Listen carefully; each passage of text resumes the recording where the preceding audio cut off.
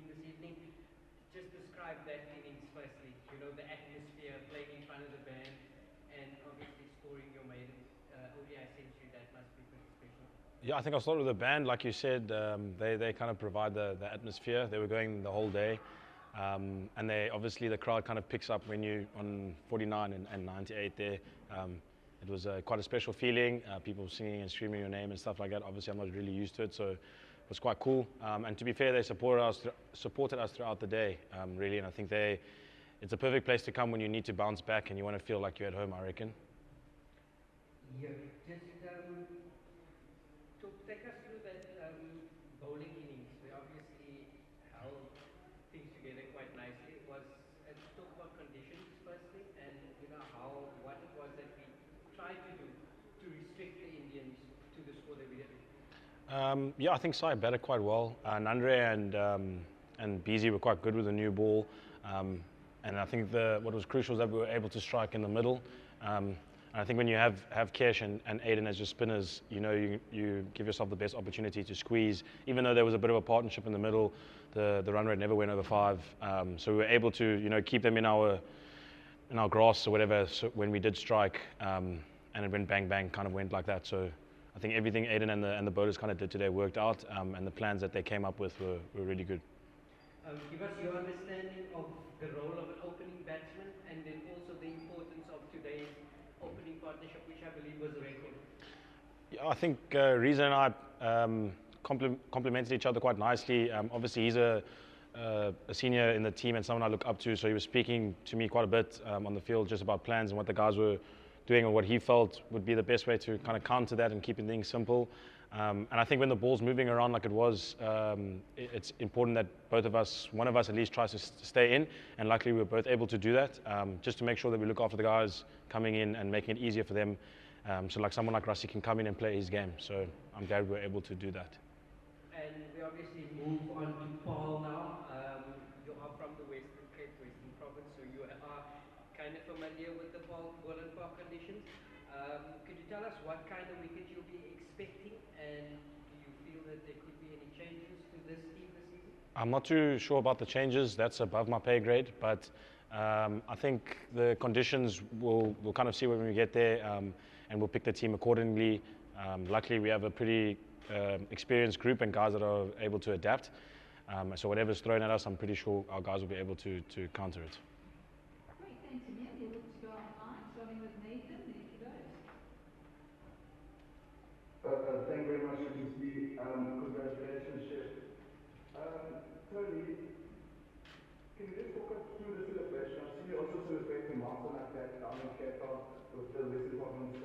Was Chef recruited today? Yes, and it's more for a friend of mine that had to stop playing cricket. Back in the day when I was at Tux, and his name is Roger. He's alive as well, so I don't want people to think he's not with us. And he used to just call me the source. So he asked me long ago, but that's why, like you said, I've done it at Province a few times. So it's kind of for him as like a thing because he can't play anymore. And I suppose some people also say it as the guy's cooking, but I'll let the guys run with that as well. Thanks, Nathan. Hi, Tony, and well done. Thanks. Well, great to know. I mean, it's good for you and make such an impression at format, and now you're coming here and you've done it so well as well. What are the conversations like around your role and where the administration is? How does it be kind of see you fitting in, and especially as an opener in the one-day format? Has there been any kind of longer-term talk? No, the talk is more just obviously trying to do what I do in the team.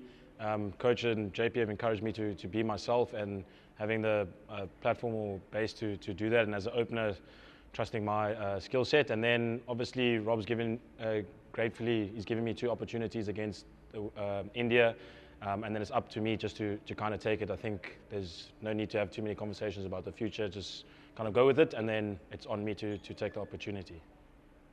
Thanks, Bert. Talcott, then Zahir. Thank you. I just wondered, we've seen 2 pretty one-sided games, I suppose, in Johannesburg, India were well on top here, you guys were well on top. Why do you think that is? In the space of a few days and pretty much the same team, why have we seen such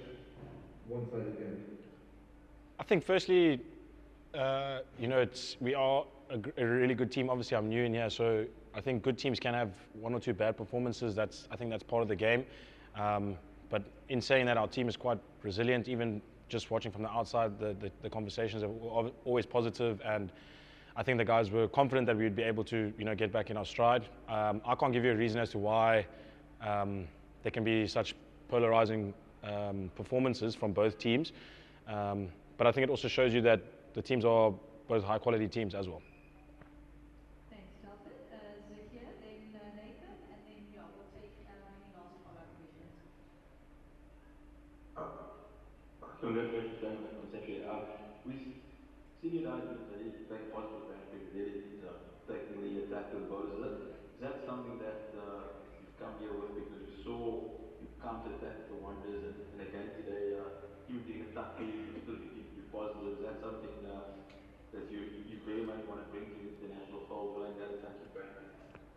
I try my best to. I think that's what Rob has also asked of me. I'm still learning in doing that. Like you said, with the Wanderers, there's obviously things I can get better at to try extend that attacking form or whatever you want to call it.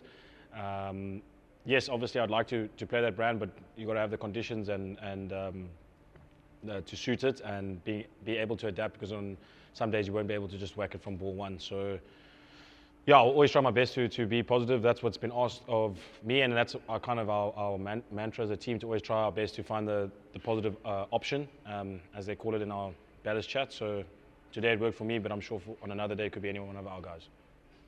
Thanks, Zakia. We're going to go Nathan for those, and then Chair. May I ask two questions or just keep to one? Yeah, we can keep it to one, just because there are a couple of games after you, so just one, please. Sure. Tony, a very short turnaround for you guys. They decided for probably looking to implement for you guys get today on Thursday.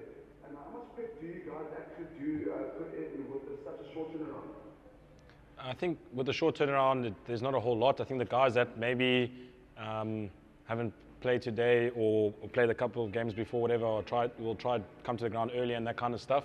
But most of the prep is basically around analysis work with Matty, who's really good at what he does and finding out information on the different grounds, and then giving guys enough time to kind of absorb that stuff. Thanks, Nathan. For those.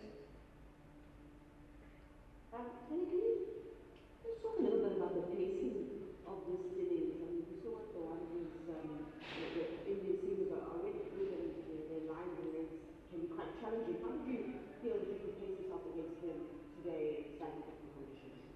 Yeah, like you said, they're quite a skillful attack. I think once the ball starts to swing, I think it really suits them and their skill set. Particularly, Arshdeep is really good when the ball's swinging, and he bowled well today again. So I think, yeah, it's just important to find your options on the wicket. Some reason I will do it differently, as I'm sure people saw, and you just got to trust that. And I suppose they are also human, so they will miss, and you've got to back yourself that you'll be able to capitalize on that. Thanks, Chris. Chair.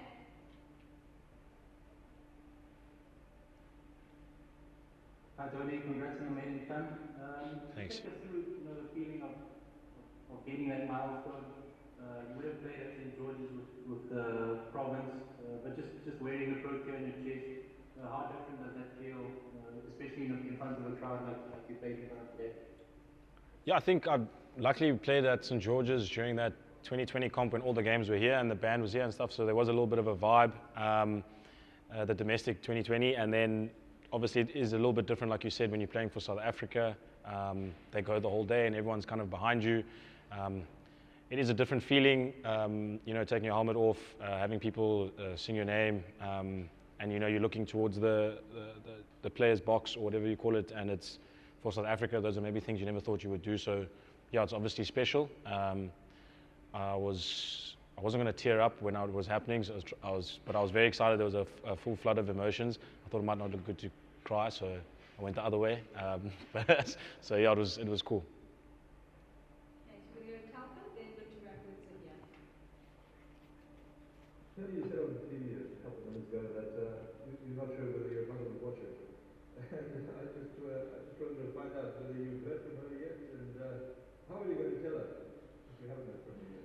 I haven't heard from her yet because I haven't got my phones yet. So, but I'm assuming by now she would have found out. I mean, if she hasn't, then she's drifting. I'm hoping she's she's with it a little bit. How would you just, when's she called or whatever she does? What are you going to say to her? Well, she'll probably be in tears, and then she'll probably talk about the rest of her day and how work was and stuff like that. It'll keep it normal. She's probably my, what do you say, your anchor to keep you grounded. So she won't let me get ahead of myself, which I'm grateful for. But yeah, I'll just speak her through the emotions. I'm sure hopefully she'll be proud, and hopefully the rest of my family and friends are too. Thanks, Albert. So here, and then one last one from Amir in the room. Tony, good mates with Nanda, he will be as well today. But you also got a $1.1 million deal with that daughter with this. So, things are even for celebrating with Nanda tonight? So here, can you just repeat that? I said, Tony, Nanda Berger bowled very well today. But he also got a $1.1 million deal with that stat. So, things are even to celebrate the club tonight?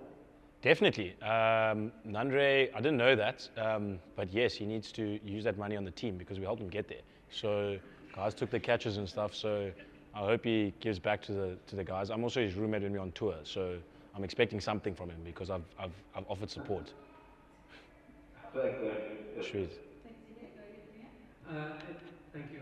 Just to follow up on the preparation and the short time span between matches, we obviously know how important physical conditioning and physical preparation is, or mental rather, but if you could speak about the importance of the physical side of preparations with games being 1 or 2 days apart.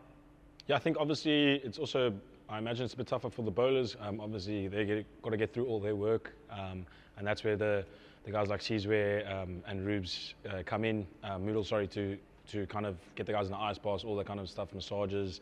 And I think the guys are really, really well conditioned, and that's why they're able to, perform after 150 over the next day and come back and play at a high intensity, and hopefully we'll be able to do that in Paul as well. How do you, if you could tell us how you use that time to prepare, what is it that you do in that? We'll do like pool sessions, ice baths, massages. Obviously you've got to eat and drink the right stuff. And then I think sleep is also important. I'm not a nutritionist though, so I can't give you like a proper set out plan. But there are basics that obviously everyone follows, and it's a high performance environment, and the guys are expected to kind of do that.